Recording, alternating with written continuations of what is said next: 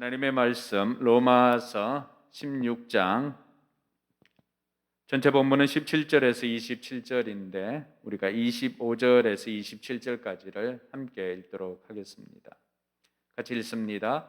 하나님께서는 내가 전하는 복음 곧 예수 그리스도에 관한 선포로 여러분을 능히 튼튼히 세워 주십니다. 그는 오랜 세월 동안 감추어 두셨던 비밀을 계시해 주셨습니다.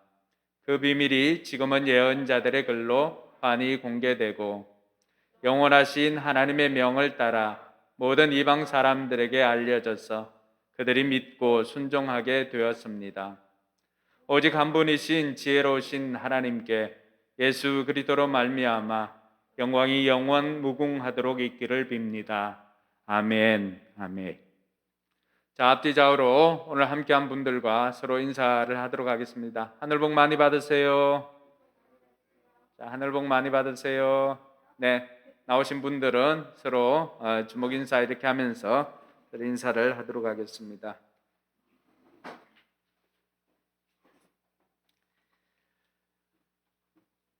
네, 이제 로마서 강해가 오늘로 마무리가 됩니다. 보니까 32번을 이렇게 했더라고요.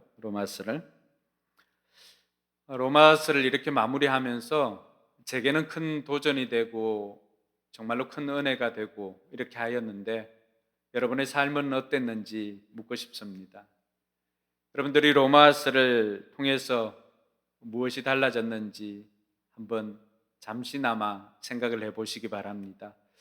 교회적으로는 로마서를 시작하면서 하나님께서 우리에게 주신 복음이 예수 그리스도의 십자가의 죽으심과 부활하심 그리고 예수님의 주 되심이라는 것들을 알고 우리가 오심 기도를 통하여서 우리가 예수님의 주 되심까지도 선포하는 이런 기도를 시작하면서 예배를 드리게 되었습니다. 이러한 로마서 복음을 들으면서 여러분들의 삶은 어떻게 변화되었는지 한번 생각해 보시기 바랍니다.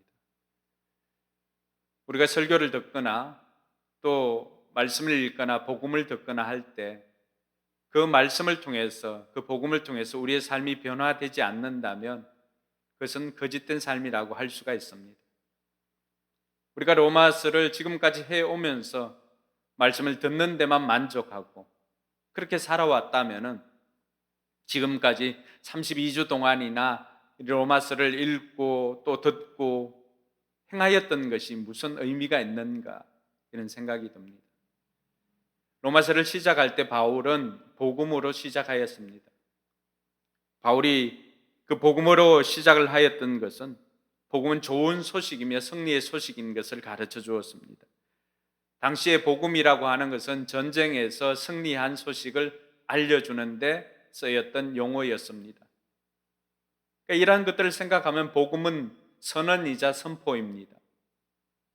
마치 태초에 하나님이 천지를 창조하시니라라고 선포로 시작한 것처럼 복음도 마찬가지입니다.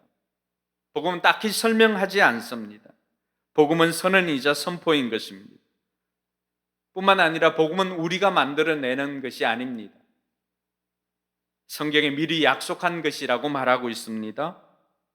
이 복음은 개념이 아닙니다. 복음은 예수 그리스도에 관한 것입니다. 바울이 복음을 시작하면서 이 로마서를 시작하면서 복음으로 시작하고 이제 로마서를 마칠 때에도 여러분 놀랍게도 이 복음으로 마무리하고 있다라고 하는 사실입니다.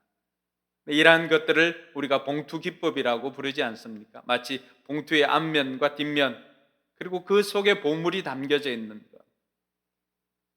바울이 이 로마에 있는 성도들에게 편지를 하면서 복음으로 시작하고 복음으로 마무리하고 있다라고 하는 것은 로마에 있는 성도들뿐만이 아니라 오늘 이 시대를 살아가고 있는 저와 여러분들도 복음으로 시작해서 복음으로 마무리하는 것이 우리의 인생임을 가르쳐주고 있습니다. 다시 복음으로 마무리를 하고 있는 이 바울의 모습을 통하여서 왜 다시 복음이어야만 했을까? 어떤 분들은 그렇게 이야기합니다. 다시 복음으로가 아니라 항상 복음으로. 그 말도 틀리지 않는 것 같습니다. 바울이 왜 로마에 있는 성도들에게 편지를 마무리할 때 16장에서 개별적인 안부를 묻고 또 동역자들의 안부도 이렇게 전하면서 그렇게 마무리하면 우리가 편지글로는 뭐 이상할 것이 없지 않습니까? 그런데 왜 다시 복음으로 마무리를 할까? 그러니까 이런 것들을 통하여서 오늘 저와 여러분들은 이 복음에 대해서 다시 한번 생각하고 또 왜 복음이 필요한가? 그리고 우리는 어떻게 살아야 할 것인가? 이 세 가지 질문을 통하여서 로마서를 마무리하면 좋겠습니다. 그럼 복음이 무엇인가요? 바울은 로마서를 시작하면서 복음을 가르쳐 줍니다. 복음은 모든 사람을 구원하는 능력이다.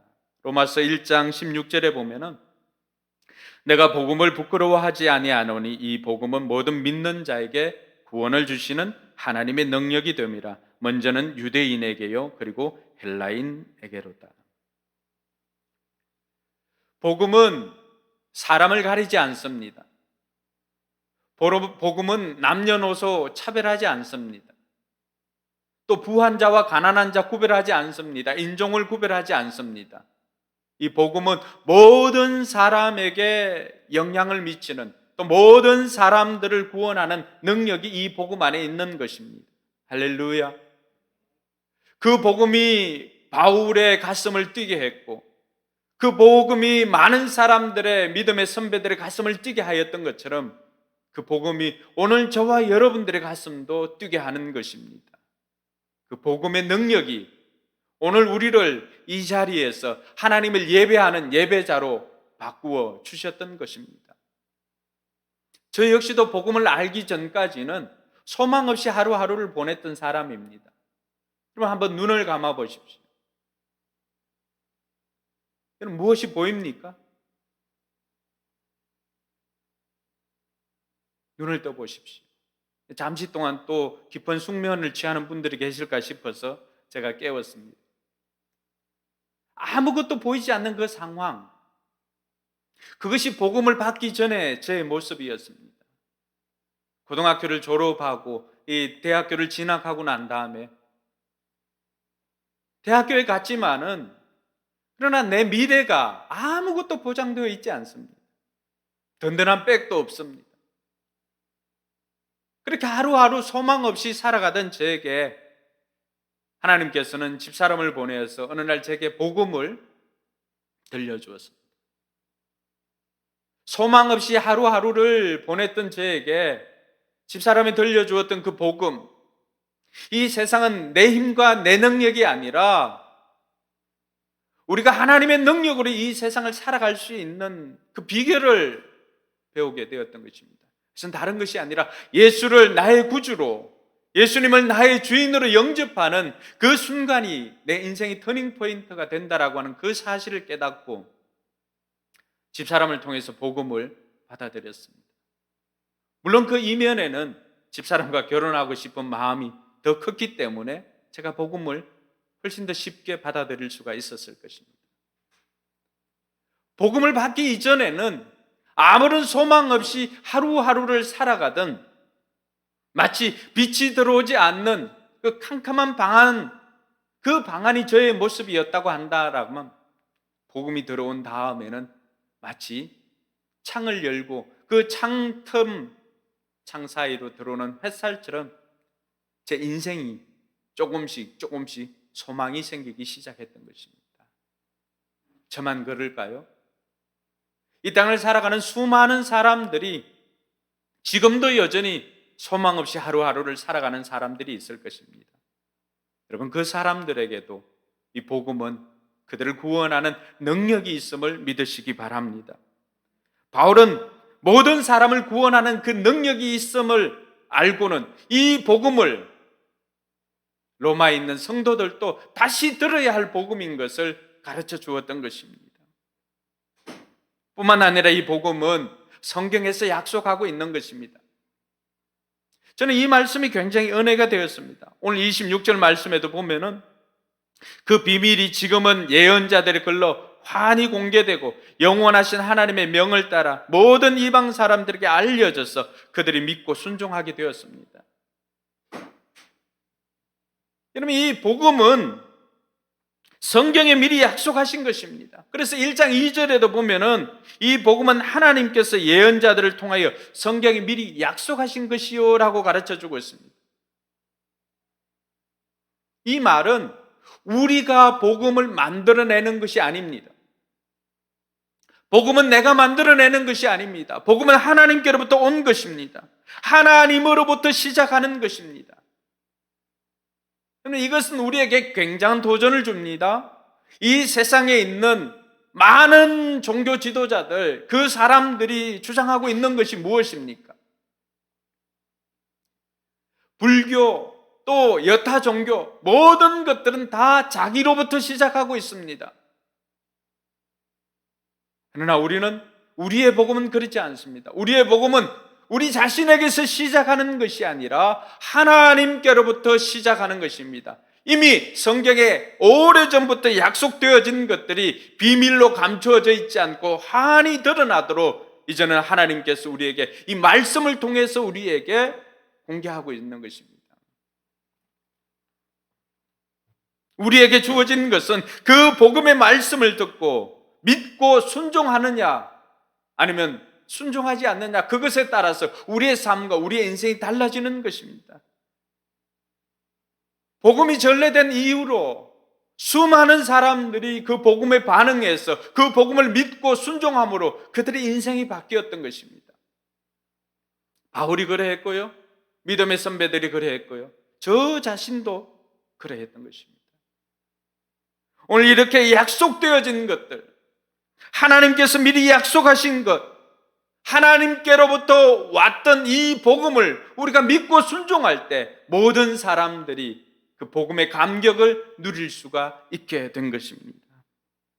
그리고 이 복음은 개념이 아니라 예수 그리스도에 관한 것이라고 말하였습니다. 예수님을 선포하는 것입니다. 복음의 내용은 예수 그리스도 그분입니다. 예수님의 십자가의 죽으심과 또 장사된 바 되었고 3일 만에 부활하시고 그리고는 성천하셔서 예수님께서 하나님 나라를 통치하는 예수님의 주 되심을 고백하는 것, 이것이 복음의 핵심입니다. 그래서 바울이 로마서 1장 3절과 4절에도 기록할 때 뭐라고 말합니까? 그의 아들을 두고 하신 말씀입니다. 이 아들은 육신으로는 다윗의 후손으로 태어나셨으며 성령으로는 죽은 사람들 가운데 부활하심으로 나타내신 권능으로 하나님의 아들로 확정되신 분입니다. 바울은 이 복음을 전하는 것을 기뻐하였습니다. 그래서 오늘 25절에도 하나님께서는 내가 전하는 복음, 자신이 전하는 복음이 무엇입니까? 곧 예수 그리스도에 관한 선포라고 그렇게 말하고 있습니다. 복음은 예수님을 선포하는 것입니다. 복음은 개념을 설명하는 것이 아니라 복음이신 예수 그리스도를 선포하는 것이 복음입니다. 저 역시도 소망 없이 하루하루를 살아갔던 그 젊은 날에 예수 그리스도가 내 삶에 들어옴으로 말미암아서 내 인생이 달라진 것처럼 복음은 누군가가 전해주지 않으면 듣지를 못하는 것입니다. 그러니까 듣는 사람들은 어떻게 됩니까? 전하는 사람들이 있어야만 들을 수가 있는 것입니다. 복음은 우리 속에 갇혀서 우리만 누리는 것이 복음이 아니라 복음은 선포될 때 의미가 있는 것입니다. 할렐루야. 바울이 오늘 25절에서도 하나님께서는 내가 전하는 복음, 예수 그리스도에 관한 선포라고 했습니다. 우리가 이 복음을 믿고 이 복음을 선포할 때, 예수 그리스도를 선포할 때 이 복음이 더욱더 큰 의미가 있는 줄 믿으시기를 바랍니다. 그러면서 우리가 한 가지 더 생각해야 될 것은, 그러면 이러한 복음을 바울은 왜 믿는 성도들이었던 로마에 있는 성도들에게 다시 이 복음으로 마무리하고 있는 것인가? 그것은 상황 때문입니다.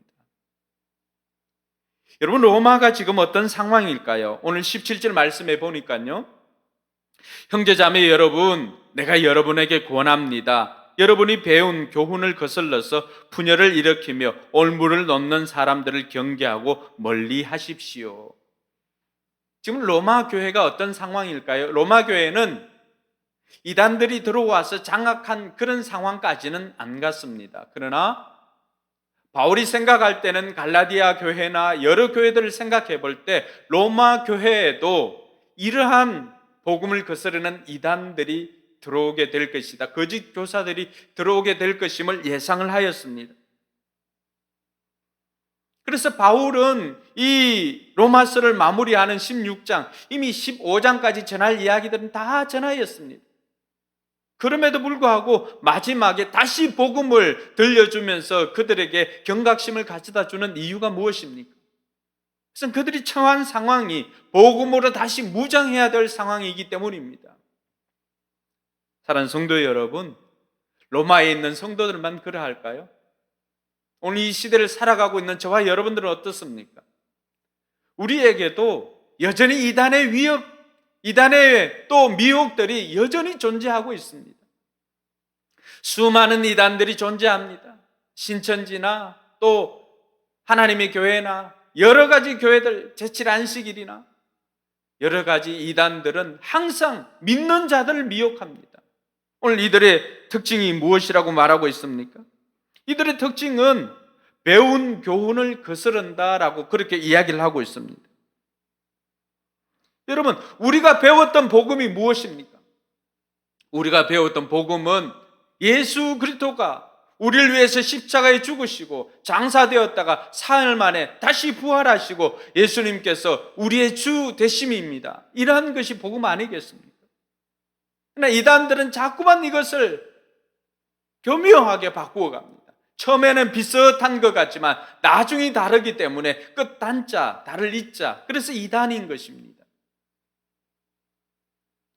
이들이 교묘하게 믿는 사람들을 미혹해서 우리로 하여금 진리에서 떠나게 만듭니다. 우리가 배웠던 것들과는 조금 다르게 이렇게 보여주고 있습니다. 여러분, 이미 비밀이 다 드러났다고 말하지 않습니까? 선지자들을 통하여서 예수님께서 우리에게 주셨던 이러한 복음, 하나님께서 선지자들 통해서 예언해진 모든 것들이 이미 환히 드러났다라고 말하고 있습니다. 그러나 수많은 이단들은 어떻게 이야기를 합니까? 아직도 감추어진 그 비밀이 있음을 사람들에게 가르쳐주고는 비유로 그것을 설명을 해주고 풀이를 해준다고 이야기를 합니다. 그리고 대부분의 이단들은 어떻습니까?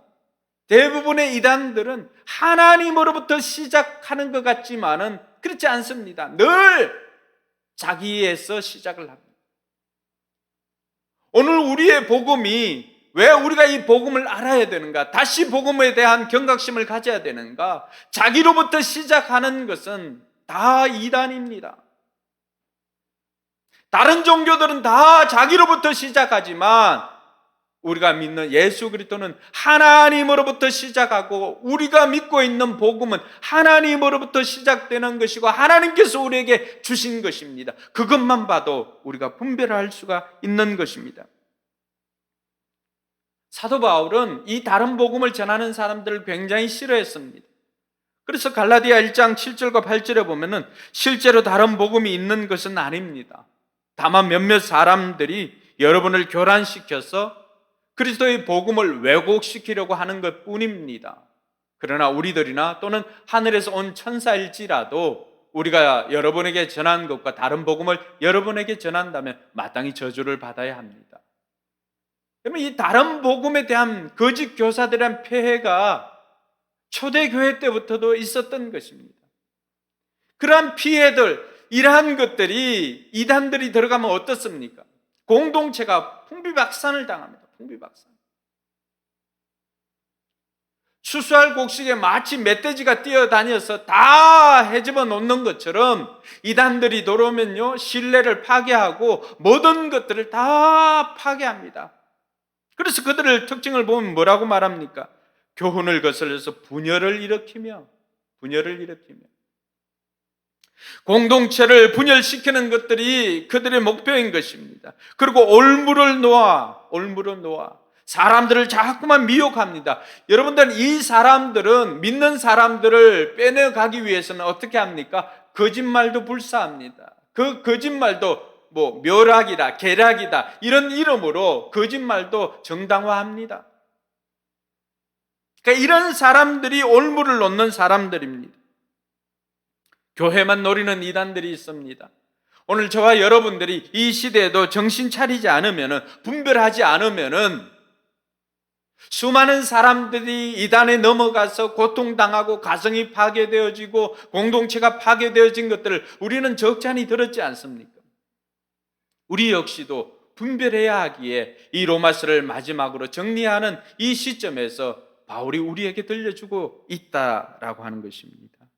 이들을 어떻게 분별할까요? 18절에 보니까 이들의 특징이 있습니다. 18절 같이 한번 읽어볼까요? 이런 사람들은 우리 주 그리스도를 섬기는 것이 아니라 자기네 배를 섬기는 것이며 그럴듯한 말과 아첨하는 말로 순진한 사람들의 마음을 속이는 것입니다. 그러면 이 사람들은 뭐 하는 사람들입니까? 주님을 위하는 것 같지만 자기 배를 섬기는 사람이다라고 말하고 있습니다. 그럼 제가 이걸 생각하면서 곰곰이 생각해 보니까 가난한 이단들이 없더라고요. 여러분 그렇지 않습니까? 주변에도 건물이 생기면 하나님의 교회가 뭐 경매받는 물건이나 이런 것들은 어떻게 그렇게 기가 막히게 아는지 그런 것들을 다 차지합니다. 신천지도 여러분 그 수많은 땅에다가 많은 건물들을 짓고 화려한 건물들을 짓고 이러한 것들이 주를 위해 사는 사람들이라고 한다면 이런 삶이 가능할까?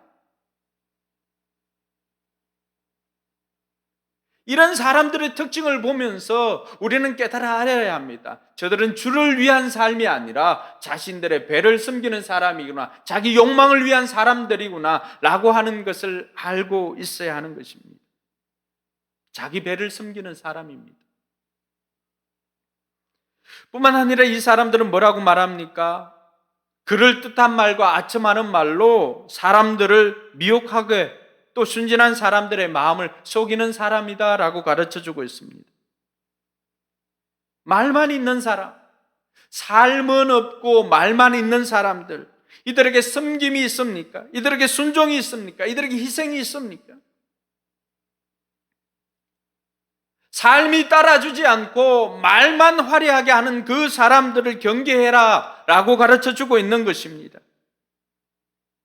여러분 이런 사람들 보면은 오늘 삶으로 말하는 목자 목녀들보다도 못하는 인생이죠. 우리 목자 목녀들이 삶을 보면 어떻습니까? 말보다도 삶으로 섬기는 사람들입니다. 오늘 기도에도 있었던 것처럼 논쟁보다는 섬김으로 우리가 행동함으로 말미암아서 우리의 사랑을 보여주면 그들을 변화시킬 수가 있는 것입니다. 그러나 이단들은 이러한 사람들은 삶은 없고 말만 하는 사람들에게 우리를 그 말로서 미혹하려고 하는 것입니다. 그러므로 저와 여러분들이 이것을 분별할 수가 있어야 됩니다. 이것이 우리가 복음으로 다시 무장해야 되는 이유입니다. 둘째로 우리가 왜 다시 복음으로 무장해야 되는가? 그것은 복음은 우리를 튼튼하게, 신자를 튼튼하게 해주기 때문입니다. 오늘 25절 말씀에 뭐라고 되어 있습니까? 하나님께서는 내가 전하는 복음 곧 예수 그리스도에 관한 선포로 여러분을 능히 튼튼히 세워주십니다. 여러분 처음 시작할 때 복음은 뭐라고 했습니까? 복음은 구원을 주는 모든 사람을 구원하는 능력이 있다라고 했습니다. 이제 로마서를 마무리하면서 16장 마지막에 와서 바울은 이 복음은 뭐라고 말합니까? 신자를 튼튼하게 해주는 능력이 있음을 말해주고 있는 것입니다. 여러분 무엇이 우리를 튼튼하게 만들어줍니까? 그것은 바로 복음이 우리를 튼튼하게 만들어주는 줄 믿으시기 바랍니다. 그러면 여러분의 육신을 튼튼하게 만들어주는 것이 무엇입니까? 매일 먹는 밥과 반찬입니다. 한 번씩 먹는 특식이 여러분들을 튼튼하게 지켜주는 것이 아니라 여러분들이 매일매일 집에서 먹는 그 밥과 반찬이 여러분들을 건강하게 해주는 것처럼 우리가 매일매일 접하는 하나님의 말씀, 하나님의 복음이 저와 여러분들을 튼튼하게 세워주는 줄 믿으시기 바랍니다. 우리의 삶은, 우리의 상황은 늘 널뛰기를 합니다. 변화가 있습니다. 여러분, 내게서부터 시작하면 어떻게 됩니까? 늘 구원의 확신이 있는지 없는지 그것 헷갈려하는 사람들이 많습니다. 구원은 받고 싶은데 지금의 내 삶의 현장을 보고 내 삶을 보니까 구원의 확신이 없는 사람들이 많이 있는 것입니다. 이러한 것들이 내게서부터 시작하니까 그렇습니다. 우리가 확신의 삶을 통해서도 우리가 구원받아도 두 가지 속성 때문에 처음부터 성자가 되는 것이 아니라고 하는 것을 배웠습니다. 매일매일의 삶 속에서 우리가 추구하는 그 경건이야말로 우리로 하여금 하나님의 성령의 법으로 살아가도록 만들어주는 것처럼 오늘 이 복음이 우리로 하여금 매일매일 신자를 튼튼하게 세워주시는 것임을 믿으시기를 바랍니다. 내게서 시작하는 것이 아니라 하나님께로부터 오는 것이요, 하나님의 능력이 우리와 함께하는 그 복음이 우리를 튼튼하게 세워주심을 믿고 날마다 이 복음으로 무장하는 저와 여러분들이 되기를 바랍니다. 여러분, 큐티도 다른 것 아니에요. 내가 누구인지를 깨닫고 하나님이 누구인지를 깨닫는 것입니다. 또 예수님께서 누구인지를 깨닫는 것입니다. 언제든지 우리는 복음으로 돌아가야 되고 복음으로 무장해야 되는 것입니다. 내가 예수 그리스도로 말미암아서 구원받은 인생임을 깨달아 알고 예수님께서 나의 구원자가 되시고 예수님께서 나의 주인이 되신다라고 하는 이 복음을 날마다 기억하며 살아가는 저와 여러분들이 되기를 바랍니다. 이러한 복음을 통하여서 저와 여러분들이 튼튼해진다면 이제 우리가 마지막 질문을 드려야 할 것입니다. 그러면 우리는 어떻게 살아야 할 것입니까? 여러분, 세 가지 질문을 통해서 지금까지 달려왔습니다. 하나는 what? 무엇에 관한 것인가? 오늘 복음에 관한 것이었습니다. why? 왜 복음이 필요한가? 그러고 난 다음에 how? 이 세 가지 질문입니다. 그러면 우리는 어떻게 할 것입니까? 우리는 다시금 복음으로 무장하고 본질로 돌아가야 할 것입니다.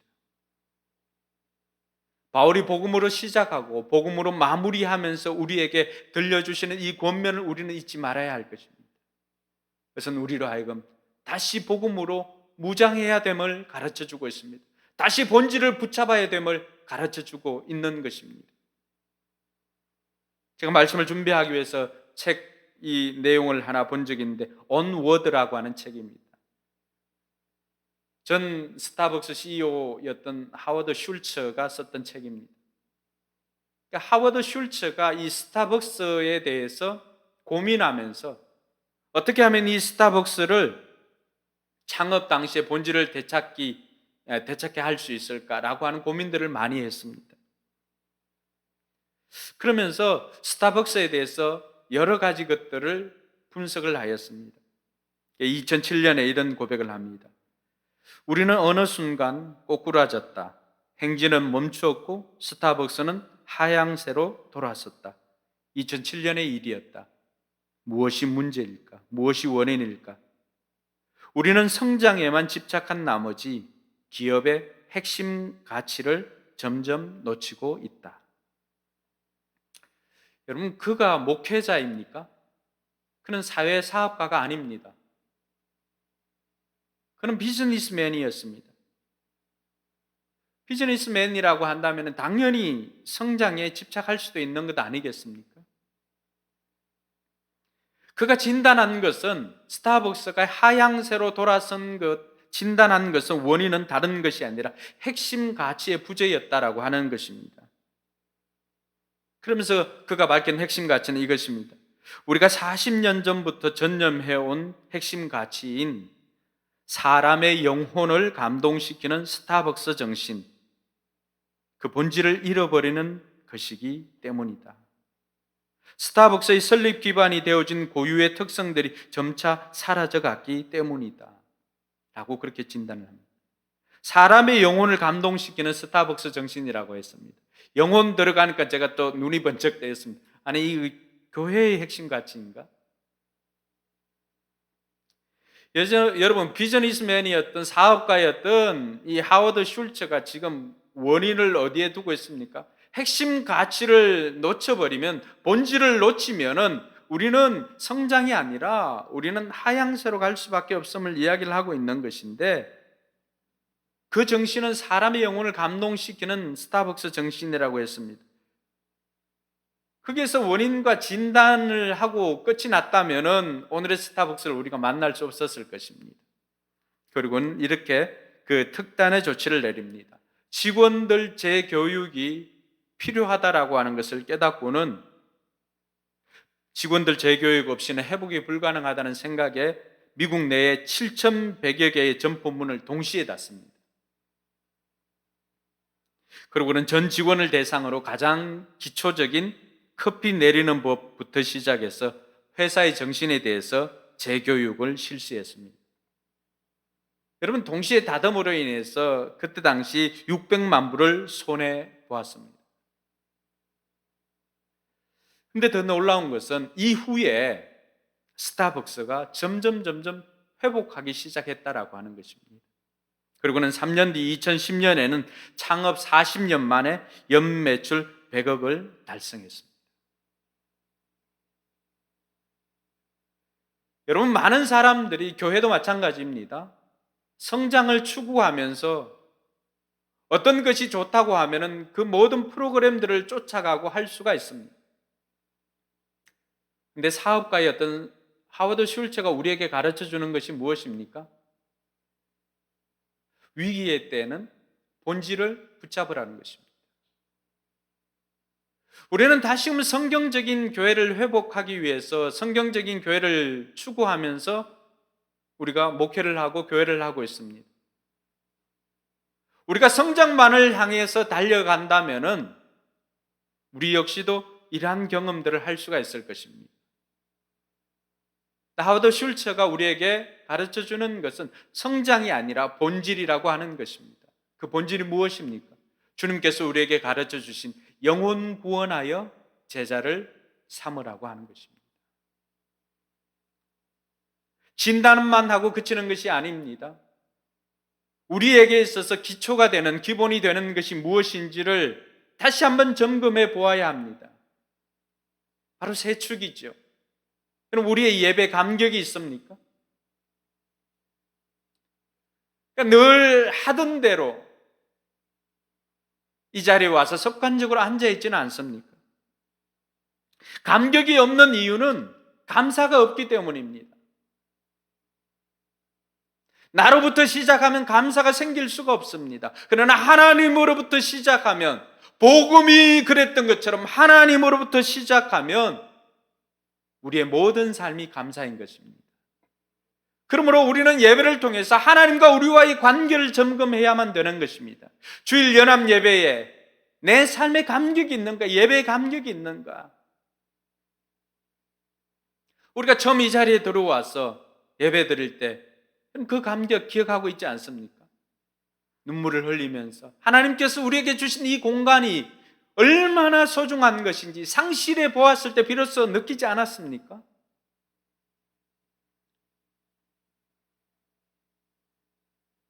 우리가 하나님과의 관계를 통하여서 이 예배를 다시 점검해 보아야 할 것입니다. 예배의 감격은 바로 감사로부터 시작하는 것입니다. 뿐만 아니라 목장입니다. 목장. 오늘 기도 중에도 나왔지만 이 목장에 기쁨이 있는가?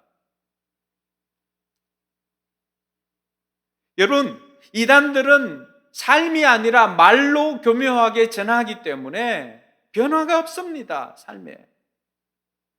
그러나 우리 목장은 어떻습니까? 말보다도 삶으로 보여주는 목자 목녀들이 있는 곳입니다. 이웃과의 관계를 점검할 수 있는 곳이 목장인 것입니다. 우리는 이 목장을 점검해 보아야 합니다. 온라인으로 모이는 목장이 익숙해져 있지는 않습니까? 제가 확인해 본 바로는 우리 교회 성도들 100%, 한 사람, 좋은 집사님 아직 못 맞았구나. 나머지는 다 백신을 1차 접종 이상 다 맞았어요.